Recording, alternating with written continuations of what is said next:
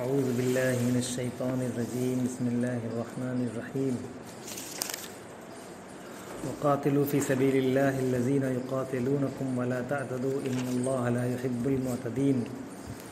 واقتلوہم حیث ثقفتموہم واخرجوہم من حیث اخرجوکم والفتنة اشد من القتل ولا تقاتلوہم عند المسجد الحرام حتى يقاتلوکم فیہ فإن قاتلوکم فاقتلوہم كذلك جزاء الكافرین فإن انتهوا فإن اللہ غفور رحیم صدق اللہ العظیم۔ پچھلے درس میں ان آیات کا ترجمہ ہو چکا ہے، تو بات جہاد کے حوالے سے بات چل رہی ہے کہ اسلامی جہاد کیا ہوتا ہے۔ اسلامی جہاد کے حوالے سے آپ جانتے ہیں کہ اسلام پر جو مستشرقین کی طرف سے اور پھر ان کے مستشرقین کے پروپیگنڈوں کے شکار لوگوں کی طرف سے جو اسلام پر اعتراضات ہوئے ہیں یا ہو رہے ہیں، ان میں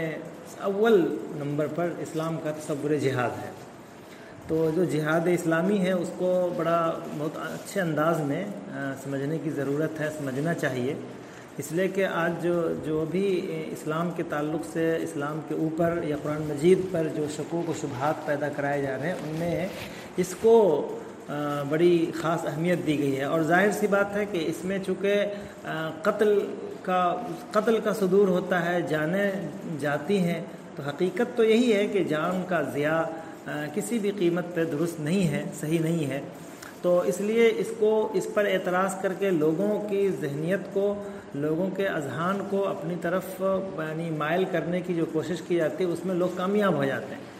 اور بروقت صحیح مناسب جواب نہیں مل پانے کی وجہ سے یہ پروپیگنڈا اور بھی زیادہ یعنی کامیاب ہو جاتا ہے، اور لوگوں کو، مسلمانوں کو بھی اس سے برگشتہ کرنے میں اس کا اہم کردار ہوتا ہے، اور وہ اس میں کامیابی مل جاتی ہے۔ تو اسلام کے تصور جہاد کے حوالے سے اتنا جاننا ضروری ہے، جو ان موجودہ جو سامنے جو آیات ہیں ان سے جو سمجھ میں آتا ہے کہ سب سے پہلی بات جب ہم دیکھتے ہیں ان آیات کو، تو ان آیات میں صاف طور پہ نظر آتا ہے کہ اسلام اس جہاد کو، یعنی قتال کو، جہاد بالسیف، قتال کو اسلام بہت آسانی سے قبول نہیں کرتا ہے، بڑی جلدی اس کے لیے تیار نہیں ہے کہ آپ جہاد کرو اور قتال کرو، بہت جلدی تیار نہیں، کوشش یہ کی جاتی ہے۔ یعنی اس کا یہ جو انداز ہے انداز گفتگو، اور خود اللہ کے رسول صلی اللہ علیہ وسلم کا اور صحابہ کرام کا جو معمول ہے وہ یہ ہے کہ کوشش یہ کی جاتی ہے کہ جہاد یا جنگ ٹل جائے، کسی بھی طرح سے جنگ ٹل جائے۔ چنانچہ اللہ کے رسول صلی اللہ علیہ وسلم نے اس جنگ کو، جنگی حالات کو، کشمکش کے ماحول کو ختم کرنے کے لیے بہت سے معاہدات کیے ہیں، بہت ساری مصالحتیں کی ہیں، اور ایسی مصالحتیں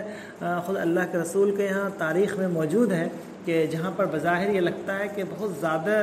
دب کر سمجھوتا کیا گیا۔ تو مقصد وہی ہوتا ہے کہ جہاد یا قتال یہ بہت اچھی چیز نہیں ہے، اس میں جانوں کا ضیاع ہوتا ہے۔ پھر ہے کہ جس قوم کو آپ یعنی جو ایک دائی قوم ہے، جو مسلمان، جو مومن ہے، وہ اصلاً دائی قوم ہے، تو اب دائی کے لیے تلوار اٹھا لینا اس کے دعوت کے میدان کے لیے مناسب بھی نہیں لگتا ہے، مناسب نہیں ہے۔ اس سے کیا ہوتا ہے کہ جو سامنے والے لوگ ہیں، جن کو ہم جو مدعو ہیں، جن کو دعوت دینا ہے، وہ اس قوم سے جو دائی ہونے کے باوجود یا جو بھی تلوار اٹھا لیتی ہے جو قوم، اس سے وہ گھبراہٹ پیدا ہوتی ہے، اس کے تعلق سے یہ سوچتی ہے کہ یار یہ تو قاتل ہے، اس کے ہاتھوں سے ہمارے لوگوں کا قتل ہوا ہے، اب ہم ان کا مذہب یا ان کے نظریے کو کیسے قبول کر لیں گے؟ تو یہ چیز پیدا ہوتی ہے۔ اس لیے اسلام کے اندر آپ اسلامی تفصیلات کو آپ دیکھیے، جو جہاد کے متعلق آیات وغیرہ ہیں، ان میں آپ دیکھیے گا کہ جہاد کو ٹالنے کی کوشش کی گئی ہے ہر جگہ، اور بار بار یہ بات، ایک جگہ تو معاہدے کے حوالے سے قرآن مجید میں یہاں تک بات کہی گئی کہ دیکھیے، جو لوگ کتنے بھی معاہدہ کی نافرمانی کرنے والے ہوں، کتنے بھی معاہدات کو توڑ دیتے ہوں، لیکن معاہدہ اگر ہے تو تم توڑنے کے لیے پیشکش مت کرنا، تم کو ایسی غلطی مت کر دینا جس سے معاہدہ ٹوٹ جائے۔ اور وہاں پر آپ دیکھیے گا آیت میں، وہاں پر مسجد حرام کا نام لیا گیا، کیف یکون للمشرکین عہد عند اللہ وعند رسولہ الا الذین عاہدتم عند المسجد الحرام، جبکہ یہ معاہدہ جو صلح حدیبیہ مراد ہے، تو یہ معاہدہ مسجد حرام کے پاس نہیں ہوا ہے، یہ معاہدہ مسجد حرام سے بہت پہلے ہوا ہے، حدیبیہ کے مقام پر۔ حدیبیہ اور مسجد حرام میں کافی لمبا فاصلہ ہے، لیکن یہاں پر جو جملہ استعمال کیا گیا وہ المسجد الحرام کا لفظ استعمال کیا گیا ہے. اس سے مقصد بتانا یہ ہے کہ یہ مسجد حرام کے حوالے سے مسجد حرام کا نام لینے کی وجہ سے اس کے اندر اس معاہدے کی طرف انسان کا اس سے اور عقیدت وابستہ ہوتی ہے کہ مسجد حرام کا واسطہ ہے تم کو کہ معاہدے کو پورا کرنا. یعنی یہ اس میں یہ بتانا چاہ رہے ہیں مسجد حرام کے پاس یہ معاہدہ نہیں ہوا تھا. مسجد حرام سے بہت دور حدیبیہ کے مقام پر یہ معاہدہ ہوا تھا، لیکن اس کی تکمیل کے لیے اللہ تبارک تعالیٰ نے مسجد حرام کا حوالہ دیا ہے کہ اس حوالے سے تم معاہدے کی پاسداری کرنا، اور جگہ جگہ پہ حکم دیا گیا ہے کہ ہر حال میں معاہدے کی پاسداری کرو. تو خلاصہ یہ ہے کہ اسلام میں ہمیشہ جہاد کو یا قتال کو ٹالنے کی کوشش کی گئی ہے کہ رک جائیں، کسی بھی طرح سے ٹل جائے یہ چیز. آپ کو وہ واقعہ یاد ہوگا جب حضرت امیر معاویہ رضی اللہ تعالیٰ عنہ اور رومیوں کے درمیان معاہدہ ہوا تھا، لیکن معاہدہ کی مدت آج پوری ہو رہی تھی تو حضرت امیر معاویہ نے مغرب کے وقت سے پہلے ہی، سورج کے غروب ہونے سے پہلے ہی احتیاطاً فوج کو مقابلے کے لیے ڈالنا شروع کر دیا تھا کہ کہیں ایسا نہ ہو کہ شام ہو جائے، رات ہو جائے، اندھیرے میں کہیں وہ معاہدہ بھی ختم ہو جا رہا، کہیں وہ حملہ نہ کر دے. تو بہت سارے صحابہ کو اعتراض ہوا. ایک صحابی نے تو کہا کہ یہ کیسا، یہ تو بالکل غدر ہے، دھوکہ ہے، فریب ہے، اس لیے آپ اس کو اپنی تعیناتی نہیں کر سکتے. تو اسلام میں اس کی معاہدے کی رعایت کی گئی ہے، ہمیشہ معاہدے کی پابندی کا حکم دیا گیا ہے، اور جس میں یہ بتایا گیا ہے کہ جہاد سے قتال سے رکنا ہے، ٹال مٹول کرنا ہے، ہمیشہ پیشکش نہیں کرنا ہے. لیکن اب یہاں پر بات آ رہی ہے کہ لیکن اگر مجبور ہو جائے، مجبور کی وجہ وہی ظلم و زیادتی ہے. اسی طرح مجبور ہونے کی وجہ کسی کے سرحد پہ قبضہ کر لینا ہے، کسی کے ملک پہ قبضہ کرنا ہے، کسی کو اس کی جائیداد سے محض مسلمان ہونے کی بنیاد پر نکال دینا ہے، ملک سے نکال. یہ ایسے لوگوں، ایسے ماحول میں جنگ کی جائے گی اور جو اس کے شرائط ہیں. قرآن یہاں پر ان آیات میں آپ دیکھیے گا کہ قاتلوا فی سبیل اللہ الذین یقاتلونکم ولا تعتدوا، 4 اخلاقی باتیں ہیں جہاد کے حوالے سے نہایت اہم باتوں کا گویا تذکرہ ہے. پہلی بات تو یہ ہے کہ اللہ کے راستے میں یہ جہاد ہونا چاہیے. یہ جہاد، اسلامی جہاد جو ہوتا ہے وہ اپنے ذاتی مفاد کے لیے نہیں ہوتا. ذاتی مفاد کے لیے اگر ہم کوئی اقدام کرتے ہیں تو یہ آپ کا ذاتی معاملہ ہے، آپ غلطی پر ہیں، صحیح پر ہیں، یہ ایک دوسرا معاملہ ہے. اس کا اسلامی جہاد سے یا اس راستے میں مر جانے، قتل ہو جانے سے، شہادت وغیرہ، یہ اس سے تعلق نہیں ہے. بہت سارے لوگ ایسا بھی کرتے ہیں، لڑائی ہوئی، کسی نے گولی مار دی تو کہا کہ شہید ہو گئے. شہید وہید نہیں ہوئے، وہ ایک الگ چیز ہے. یہ جو اسلامی جہاد میں یہ ہے کہ آپ اللہ کے راستے میں صرف دین کی بلندی کے لیے، اعلاء کلمت اللہ کے لیے اگر جنگ لڑ رہے ہیں تو وہ اسلامی جہاد ہے. فی سبیل اللہ کا لفظ استعمال کیا گیا. اس کے بعد فرمایا الذین یقاتلونکم، جس میں بتایا گیا کہ یہ جنگ جو ہونی چاہیے یہ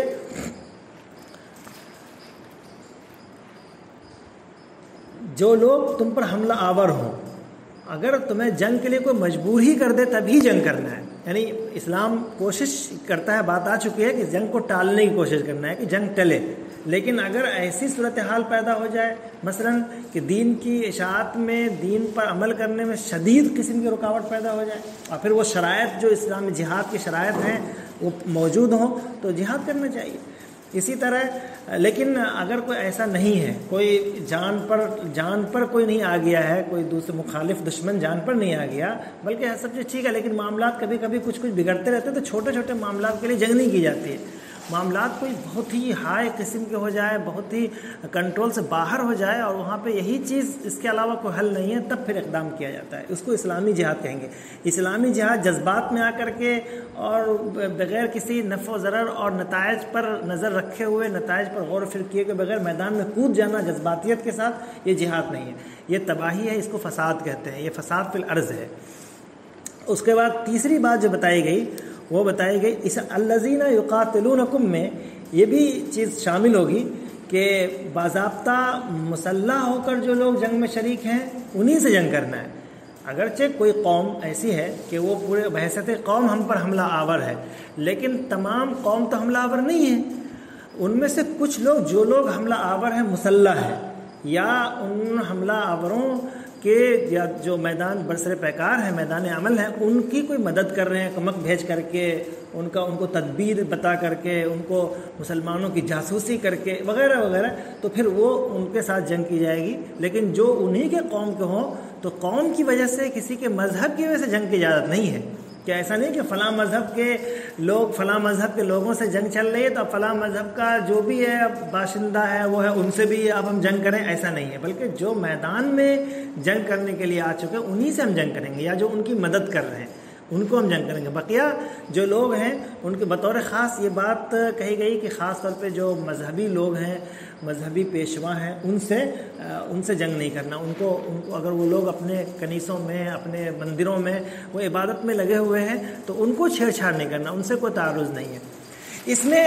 ایک حدیث بھی اس طرح کی ہے کہ جو لوگ مذہبی لوگ ہوتے ہیں ان کو اپنے، اگر وہ مذہبی امور میں مگن ہیں تو ان سے ہمیں جنگ نہیں کرنی ہے۔ اس میں اشارہ اس بات کی طرف بھی ہے کہ دیکھیے یہ جو جنگ وغیرہ جو ہوتی ہے، مخالفت جو ہوتی ہے مذہبیت کی بنیاد پر نہیں ہوتی، اگرچہ نام رنگ و روغن اس کا مذہب کا لگایا جاتا ہے، لباس اس کا مذہب کا پہنایا جاتا ہے، لیکن جو دشمن ہوتے ہیں وہ باطل کے نام پر یا مذہب کے نام پر وہ اپنی سیاست، اپنا عہدہ، اپنی کنٹرول، اپنا قبضے کے لیے وہ جنگ کرتے ہیں۔ اصل میں مذہبیت جنگ پر آمادہ نہیں کرتی ہے۔ لوگ مذہب کا لباس ضرور پہنا دیتے ہیں، اس کا مذہب کا نام دے دیتے ہیں۔ آپ دیکھ رہے ہیں کہ آپ جس ملک میں رہ رہے ہیں وہاں بھی دیکھیے کہ ایک سیاسی مقاصد کے حصول کے لیے مذہبی رنگ کو کتنا اختیار کیا جا رہا ہے اور وہ مذہب کا سہارا لیا جا رہا ہے، جبکہ مذہبیت ان میں کسی کے پاس مذہب نہیں ہے، جو چاہے وہ جس مذہب کو ماننے والے ہوں، جس مذہب کا نام لے رہے ہوں، وہ مذہب ان کے یہاں کہیں بھی موجود نہیں ہے۔ لیکن اس مذہب کے نام پر لوگوں کو اس مذہبی افیم پلا کر کے لوگوں کو نشہ میں لاتے ہیں اور اس کے نشے میں ان سے جو فائدہ چاہتے ہیں وہ حاصل کر لیتے ہیں۔ تو ہمیشہ یہی رہا ہے، اس لیے اسلامی جہاد میں اس بات کی خاص تنبیہ کی جاتی ہے کہ ایسے لوگ جو جیسے کہ عورتیں، جیسے کہ بچے، بوڑھے، مذہبی قسم کے لوگ جو عبادات میں مشغول ہیں، چاہے وہ کسی بھی مذہب کے ہوں، ان سے تعرض نہیں کرنا چاہیے، اور ان کو یہ گویا اس کا اخلاقی شرط میں سے ہے۔ اسی طرح چوتھی بات آئی ولا تعتدوا، اور اس میں یہ ہے کہ کوئی بھی زیادتی اس کی طرف سے نہ ہو، ظلم و زیادتی نہ ہو کہ ہم جو بھی اس کے حدود ہیں ان کو پامال کر دیں۔ مثلا یہی کہ جو جنگ میں شریک نہیں ہیں ان سے ہم جنگ کر رہے ہیں، جو بچے، عورتیں اور ان کو قتل کر رہے ہیں، اس طرح کی چیزیں، یا پھر وہ قبضہ کر کے غیر اخلاقی مفتوح قوم پر غیر اخلاقی طرز عمل، غیر اخلاقی رویہ کر رہے ہیں کہ ان کے ساتھ جو زیادتی ممکن ہو وہ سب کر ڈالیں۔ یہ اسلامی جہاد کا تصور نہیں ہے۔ اسلامی جہاد اس سے منع کرتا ہے، ان اللہ لا يحب المعتدین۔ وَاقْتُلُوهُمْ حَيْثُ ثَقِفْتُمُوهُمْ وَأَخْرِجُوكُمْ مِنْ حَيْثُ أَخْرَجُوكُمْ وَالْفِتْنَةُ أَشَدُّ مِنَ الْقَتْلِ، اور فرمایا کہ اور جہاں بھی تم ان کو پاؤ ان کو قتل کرو۔ یعنی اگر اب مسلح جنگ شروع ہو گئی ہے اور جنگی طور پہ وہ لوگ کام کر رہے ہیں، تو اس میں بھی اشارہ ہے جزیرۃ العرب میں مکہ والوں کے لیے کہ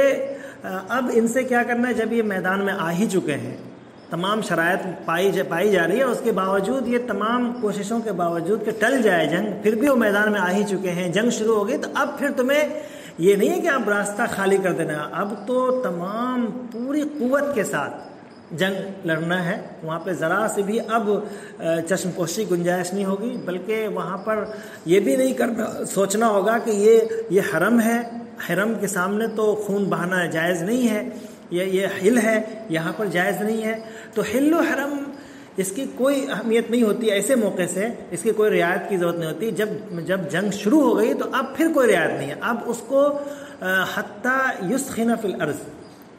کہ اس کو بالکل مکمل طور پہ ان پہ کنٹرول ہو جائے، اور اس فتنے کو شانت جب تک نہ کر دیا جائے، جب تک ختم نہ کر دیا جائے، جڑ سے اکھاڑ نہ دیا جائے، تب تک کسی چیز کی رعایت نہیں کی جائے گی۔ لہٰذا وَاقْتُلُوهُمْ حَيْثُ ثَقِفْتُمُوهُمْ، اب حل میں، حرم میں، جہاں بھی اس طرح کی صورتحال برپا ہو جائے، اگر وہ کوئی حدیبیہ کے موقع پر اگر کوئی جنگ کے لیے آمادہ ہے، کوئی یعنی مکہ کے اندر بھی کوئی جنگ کے لیے تیار ہے تو ہو جائے، مدینہ میں کوئی جنگ کے لیے تیار ہے تو ہو جائے، جس جگہ بھی اگر جنگ کے لیے جنگ تھوپ دی گئی ہے تو اب ہمیں یہ نہیں سوچنا ہے کہ یہ حرم میں کیسے جنگ کریں گے، حل میں کیسے جنگ کریں گے، تو یا ماہ محترم میں جو حرمت والے مہینے اشہر حرم ہیں ان میں کیسے جنگ کریں گے، یہ سب نہیں چلتا ہے۔ جب جنگ تن گئی تو ٹھن گئی، اب ہمیں اس کا پورا جواب دینا ہوگا اور مکمل قوت کے ساتھ لڑنا ہوگا۔ فرمایا وَأَخْرِجُوهُم مِّنْ حَيْثُ أَخْرَجُوكُمْ، اور جب جن حصوں کو یعنی تم کو جہاں سے انہوں نے نکالا ہے تم بھی ان کو نکالو، یعنی مکہ جو برابر کا بدلہ لینا ہے، مکہ سے تم کو نکالا گیا ہے، تم اس مقام پہ قبضہ کرو۔ اور فرمایا وَالْفِتْنَةُ أَشَدُّ مِنَ الْقَتْلِ، اور فتنہ جو ہے یہ قتل سے زیادہ سخت ہے۔ اگلے جو ٹکڑا ہے اس میں اس بات کا جواب دیا گیا ہے کہ وہی پروپیگنڈا، دیکھیے اسلامی جہاد کے حوالے سے کافی زیادہ پروپیگنڈا ہوا ہے، اور شروع زمانے سے جس وقت اسلام کا تصور جہاد قائم ہوا تھا اسی وقت سے اور آج تک، اور بلکہ اب آ کر کے دشمن مخالفین کامیاب بھی ہو گئے کہ جہاد کے بارے میں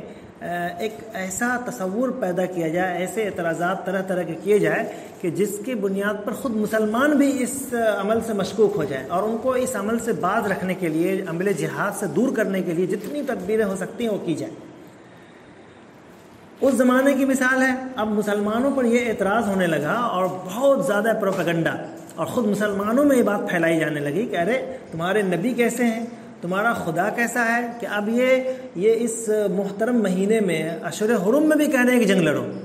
حل اور حرم میں بھی کہہ رہے ہیں کہ جنگ لڑو، ایسا کیسے ہو سکتا ہے؟ یہ تو ہمیشہ سے محترم مقام رہا ہے، محترم جگہ رہی ہے، محترم مہینہ رہا ہے، اور یہ اس میں جنگ کے لیے کہہ رہے ہیں۔ اس کا مطلب ہے کہ بہت قاتلانہ مذہب ہے یہ، جو تمہیں اس کام کے لیے ابھار رہے ہیں یہ بہت ہی ظالم اور قاتل قسم کے لوگ ہیں جو تمہیں اس طرح کی چیزوں پر لگا رہے ہیں اور تم کو بھی قتل کے میدان میں لا رہے ہیں۔ تو اس سے مسلمانوں کا ذہن بھی متاثر ہوتا ہے کہ ارے یہ تو صحیح معنی میں ایسا ہو سکتا ہے کہ یہ تو ہمیں قتل کی طرف لے جا رہے ہیں۔ منافقین یہی بات کہا کرتے تھے کہ اچھا ہماری بات نہیں مانی تو اب گئے تو اب لو مرو، یعنی قتل میں جاؤ، برباد ہو جاؤ۔ تو اس طرح کا پروپیگنڈا کیا ہے، تو آج بھی یہ پروپیگنڈا جاری ہے، اور یہاں تک اب تو خیر یہ پروپیگنڈے میں کامیاب ہو گئے ہیں لوگ، اور اب خود ہمارے جب یہ 5ویں صدی عیسوی وغیرہ کے قریب میں یہاں تک ایک جو جہاد کی روح سے مسلمانوں کو روکا گیا، اس میں ایک بہت بڑا کردار رہا ایک نئے بیت کی نئی شکل کی،